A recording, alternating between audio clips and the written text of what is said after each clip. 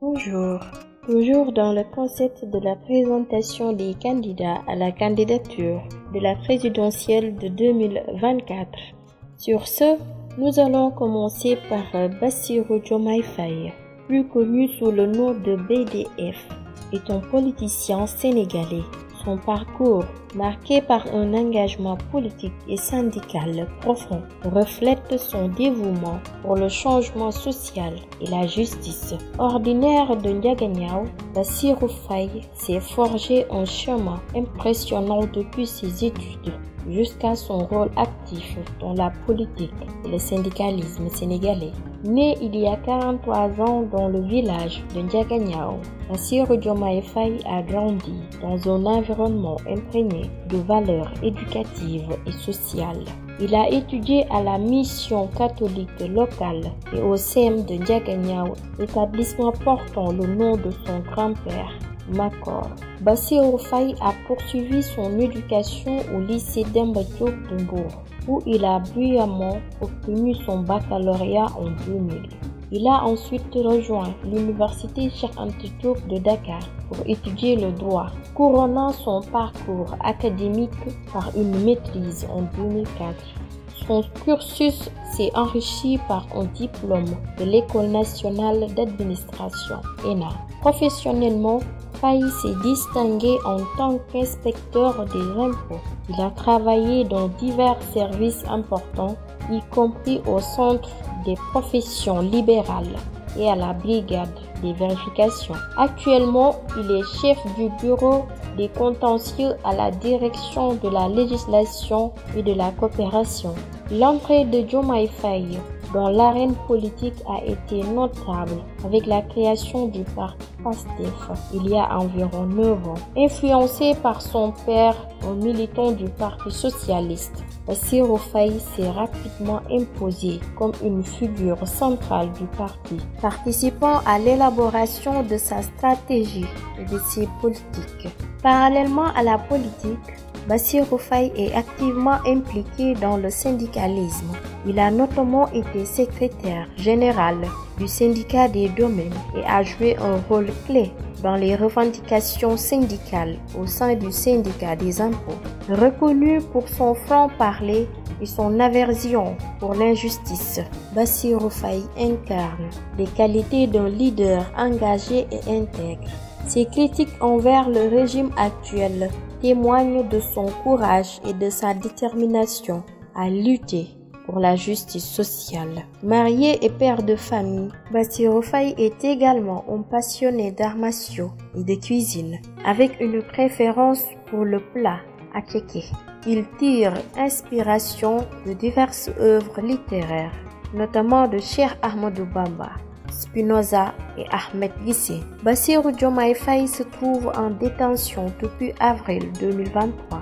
Sa détention fait suite à un post sur les réseaux sociaux où il critiquait ouvertement le comportement de certains magistrats dans une affaire de diffamation impliquant Ousmane Sonko et le ministre du Tourisme, Mame Mbaye Niang. Suite à l'échec d'Ousmane Sonko à se faire réinscrire sur les listes électorales, un groupe de 4 candidats à la candidature a annoncé le dimanche 19 novembre au soir leur plan B pour les élections présidentielles de février 2024.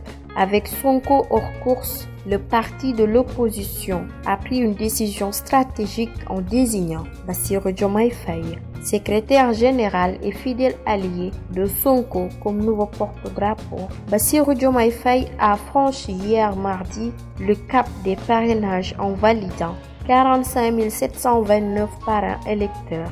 On en sait un peu plus sur le traitement de son dossier qui a pris beaucoup de temps. Le plan B de l'ex-PASTEF n'a en effet déposé que des parrains de la diaspora afin d'éviter tout risque de doublon. Aly Ngouille Ndiaye est un homme politique sénégalais, plusieurs fois ministre depuis 2012. Né à Linguère, dans la région traditionnelle du Jolof, le 16 août 1964, il est le fils d'Ibra Diatta Ndiaye, ancien maire de Linguère. Aly Ngouille Ndiaye fait ses études à l'école polytechnique de Thiès entre 1983 et 1988. et y obtient un diplôme en génie civil. Il part ensuite étudier à l'Institut de technologie de l'Illinois et y obtient un diplôme de 3e cycle en finance. Après une carrière à la Banque de l'Habitat du Sénégal, il en devient directeur de crédit. Aly Ngouille Ndiaye est président du conseil d'administration du club de football ASC Dara, le club de la région de Linguère. Il quitte la BHS pour s'engager en politique. Il crée ainsi le mouvement pour la renaissance du Jolof en 2007.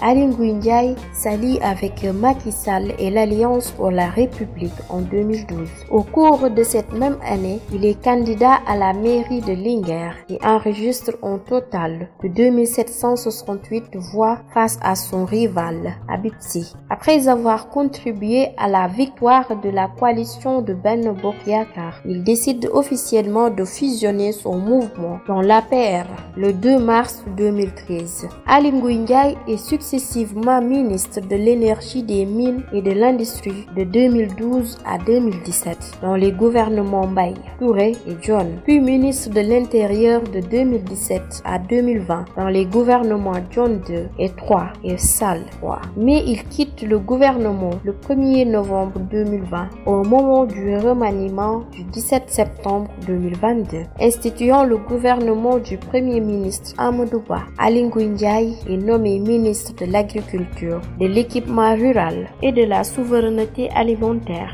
En janvier 2022, Aly Ngouille Ndiaye est réélu maire de Linguère. Après la décision du président Sall de ne pas briguer un 3e mandat lors de l'élection présidentielle de 2024, Aly Ngouille Ndiaye souhaite être le candidat de la coalition de Benno Bokk Yakaar à l'élection. En septembre 2023, peu après la nomination du Premier ministre Amadou Ba comme candidat de Benno Bokk Yakaar, Aly Ngouille Ndiaye démissionne du gouvernement. Aly Ngouille Ndiaye a franchi aussi avec succès l'étape des parrainages pour l'élection présidentielle de 2024 en obtenant le soutien de 55 185 parrains.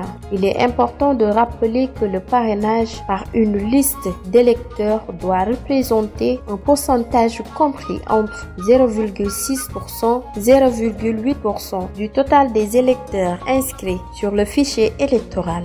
Le seuil minimal de représentation équivaut à 44 231 électeurs, tandis que le seuil maximal est fixé à 58 975 électeurs. C'était tout pour aujourd'hui sur la présentation des candidats à la candidature. Je vous donne rendez-vous demain avec d'autres candidats à la présidentielle de 2024.